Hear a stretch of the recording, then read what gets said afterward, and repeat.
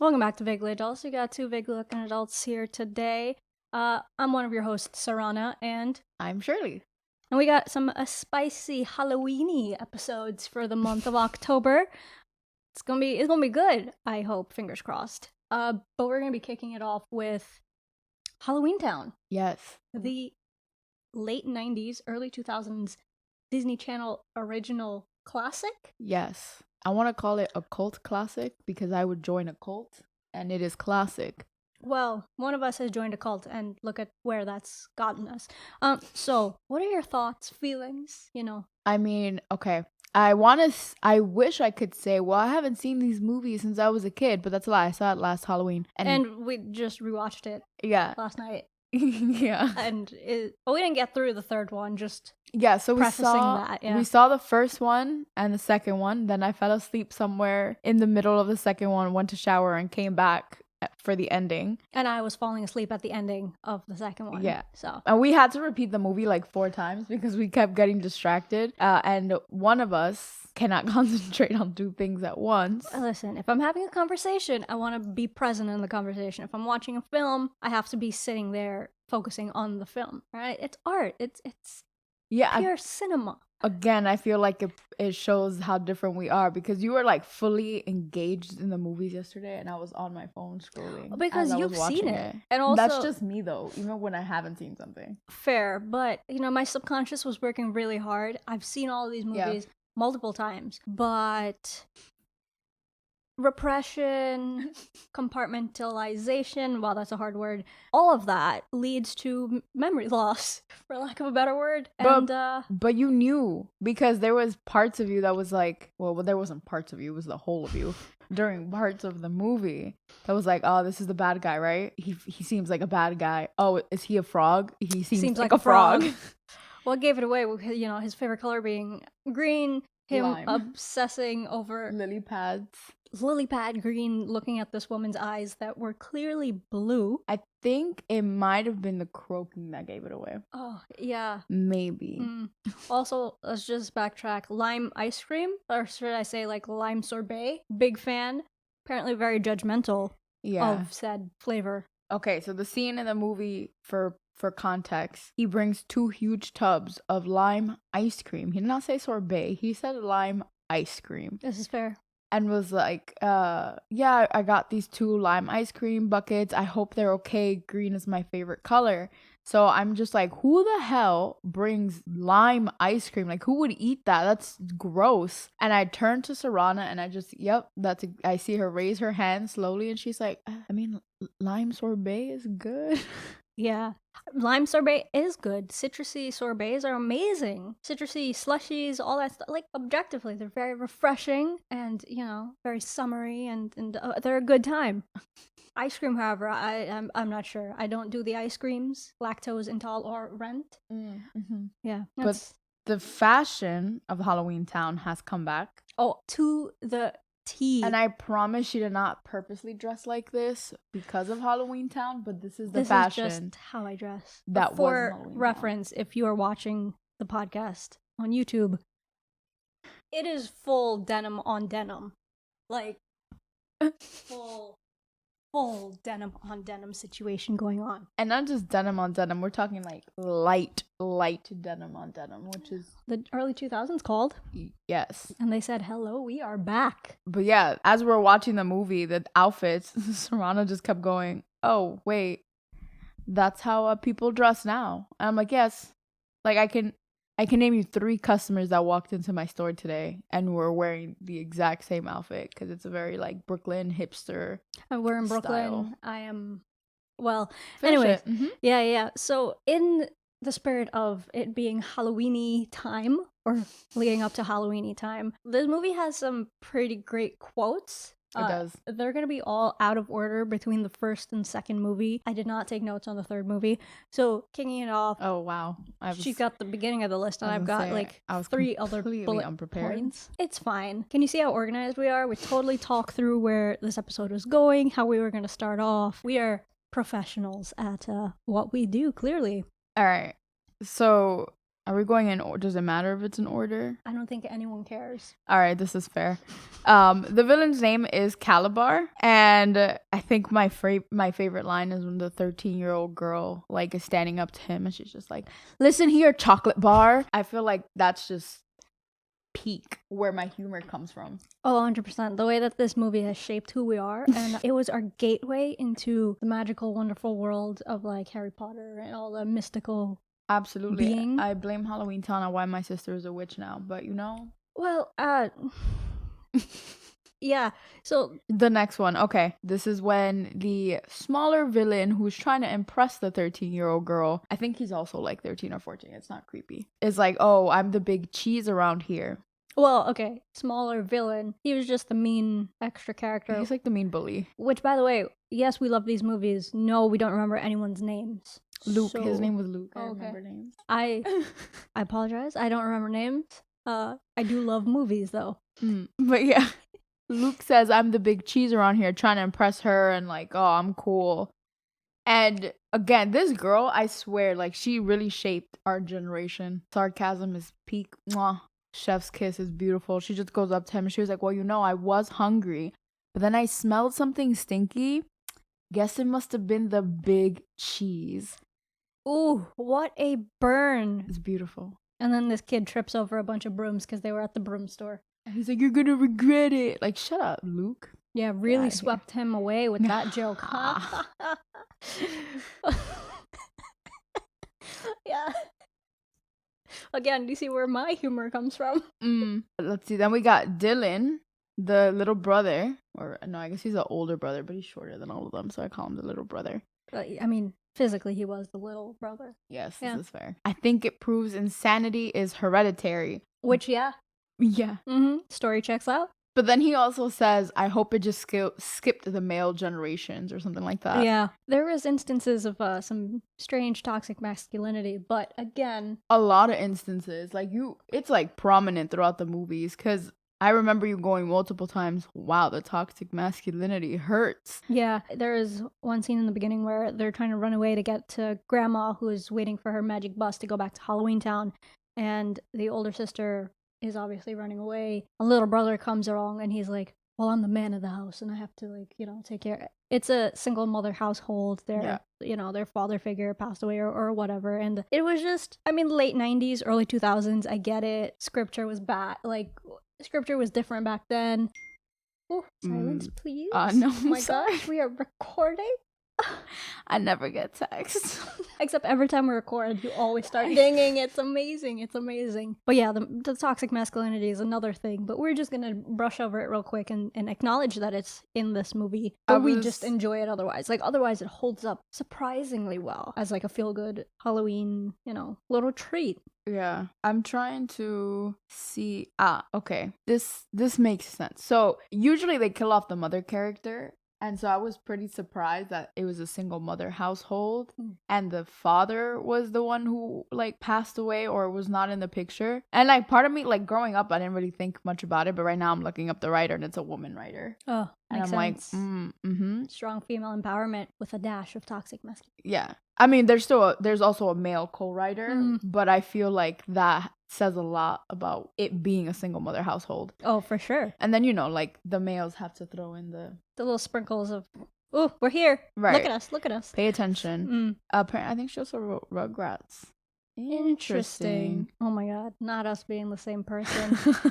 Anyways, what's the next quote? We're still on movie 1, by the way. This is just original Halloweentown. Oh, this is beautiful because we spoke about it yesterday, but like growing up, I remember watching these movies and being like, I don't understand why the mom won't just let her do what she wants. She's like grown, like she's an adult, like she knows what she's doing.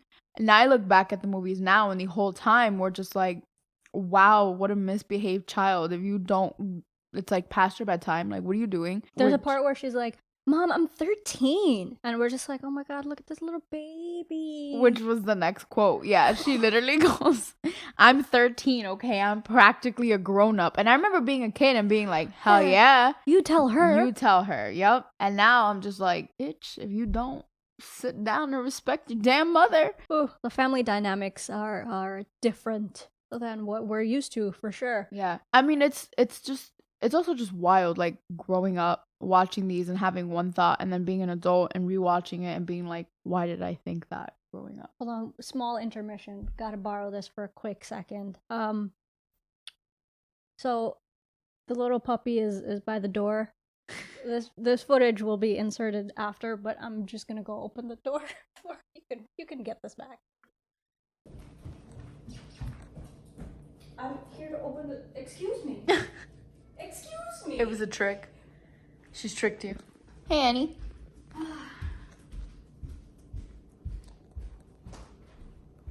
Listen, I'm just Defeat. trying to tend to the needs of this dog. Anyways, yeah. Back to regularly scheduled. Yeah. Where were we? The I was quotes. 13, yeah. Yeah, I was 13. And then the last one is, I feel like this is peak Sarana humor. It's when grandma's friend, Harriet.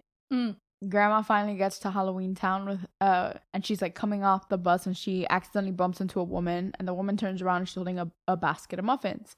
And they start talking and she's like, oh yeah, like I'm heading down to the headless shelter. And then she says, I baked some muffins for the folks at the shelter. Didn't occur to me they couldn't eat them. No heads. Ha ha. Oh, those who takes muffins to the headless shelter? And I think I haven't heard Sarana laugh that hard and like watching both movies as she did for that one line.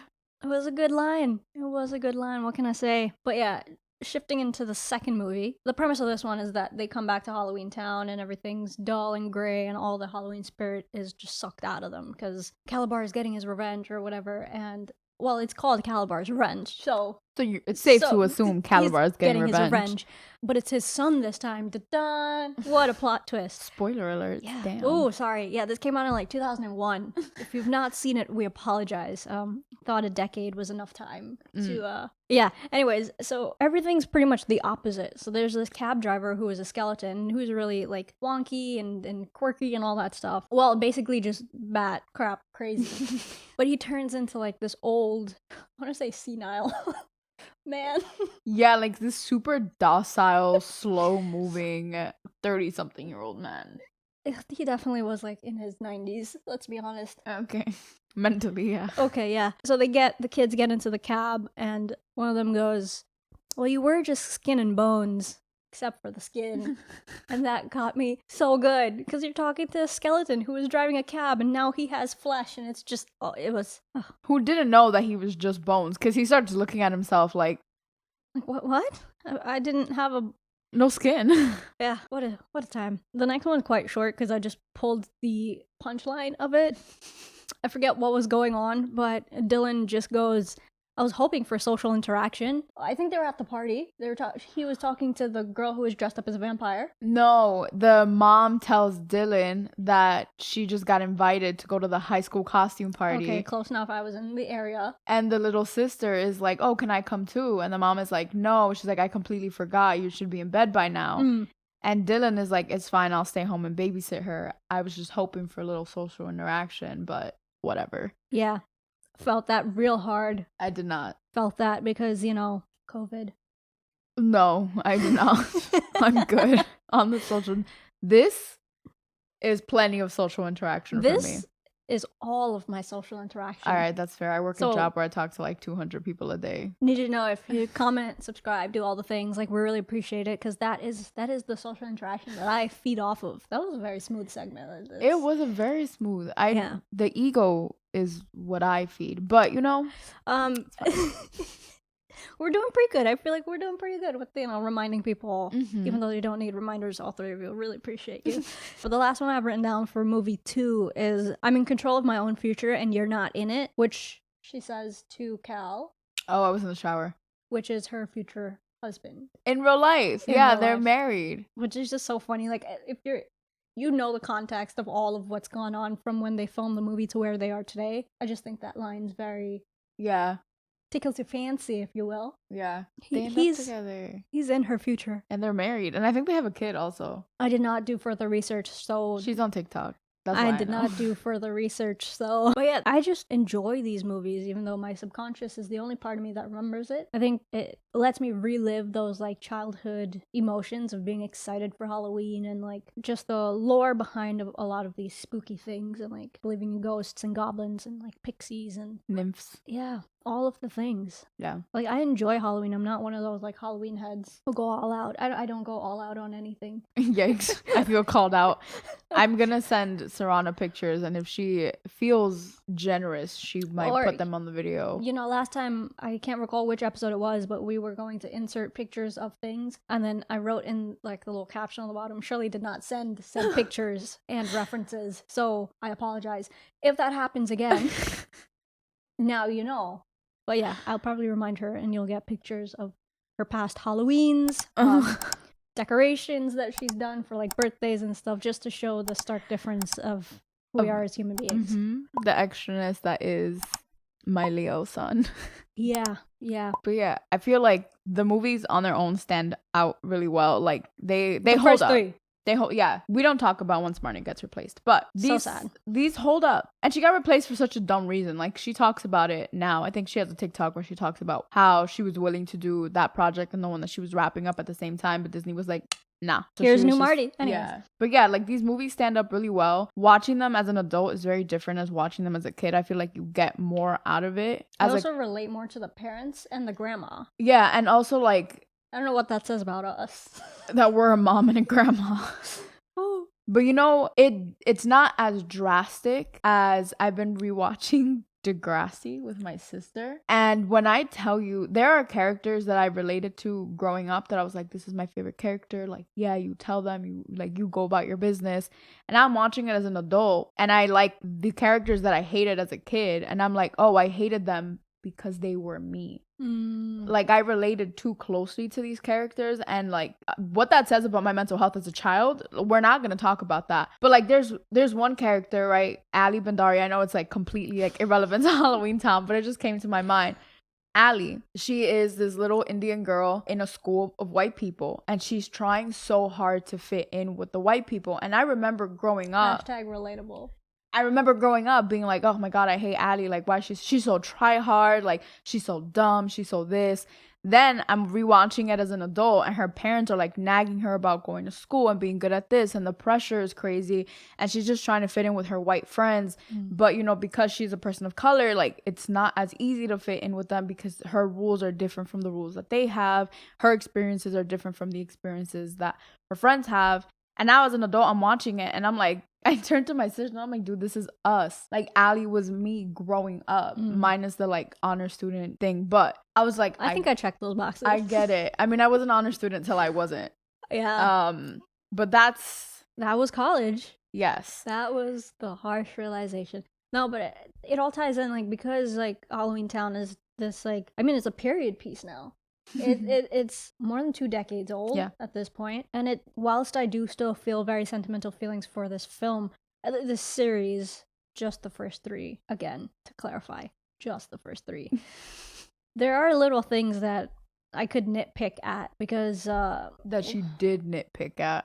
Yeah, so there's this one character who is like supposed to be the grumpiest, like old, like mean, smelliest man, and they casted a man of color for said role. And it's like just little nuances like that you realize when you're older, that it's like, oh, it's subconsciously this has, you know, shifted the way I think about things and how I have certain stereotypes for people. And, you know, you're very shaped by the films or the content, the TV that you watched as a kid. And it kind of sucks to like go back to old movies and old things like this that brought you so much joy, and then, you know, realize, oh, that's not okay. Yeah. That's a little, you know. Yeah. You should have known better, I want to say, but it's early 2000s Disney, late 90s Disney. They also created Aladdin, and Aladdin had no people of color casted. Or, like, if I remember correctly, there was no one on the script either that... On the animation? Yeah. Yeah. The like, original cartoon animated Yeah, that sounds about Aladdin, white. Yeah. Right. White, yeah. White. But yeah, I think everything that you enjoyed back in the day, you know, now looking back with rose-tinted glasses and taking it with a grain of salt, because we're more educated now, we have more of an understanding, we went to college, you know, We got degrees and stuff, so we should know better and, should be bringing up things like this in conversation when we do talk about movies and take those trips down memory lane. Yeah. But otherwise, yeah, just still nice to be able to go back and recognize those things while still enjoying the joy that it once brought you. And I feel like you should. I like watching movies with Sarana for one big reason, and that reason is that we're very different people. So I'm focused on like the plot and what they're wearing and like the characters, and Sarana's like, well, if you can see right here, they have a soft blur over the entire thing. Actually, there's too much space happening on the right side over here. It's all very like technical, and I just kind of nod along, and I'm like, yeah, totally. I mean, it creates suspense and it creates like feelings of like eeriness and uneasiness. Oh, she's like, wow, this transition was really blocky, and I'm like, yeah, but did you see the rows? Because that was important for the plot. Like, I mean, this movie legit just had like crossfades to black, and then it just crossfaded back into like the next scene, and like you don't see those in movies anymore. Like that's what dates this movie as well. Because I mean, they start trying in the third one though. Yeah, you can see the evolution of film and the way that they went along with things. There's one scene where she is like in her school and she's like so happy and she like stretches her arms out, and then the transition is her falling on her couch in the living room. Yeah, so it's like a smoother transition than you'd see in the other two movies. Yeah, better than fades to black. It doesn't even fade to black. It just like goes black, and it's just a new scene. Like, I wanted to give them the benefit of the doubt and say fades. Oh, okay. It doesn't fade though. Like, yeah, but film techniques, they've changed, they've evolved. Yeah. Like I feel like Disney Channel Originals is the best like use case to look at how things were. I wish we would have seen like a super old movie. There's one movie that I remember loving as a kid. I think it's called Under Your Bed, The Monster Under Your Bed or something like that. Yeah, no. But it's about like the boogeyman. Yeah. Which, back to, of course, the boogeyman was cast as a black man. But we're not going to talk about that because I think he ends up being good in the end. So some redeemable qualities there. But I don't remember much about the movie to really comment on that. I just remember it being my favorite movie growing up from Disney Channel.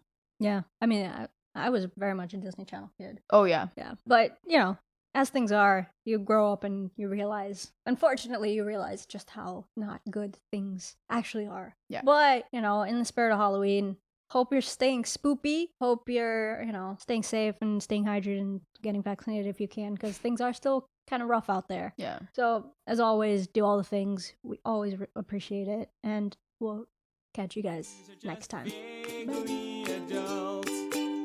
Vaguely adult, things are just vague.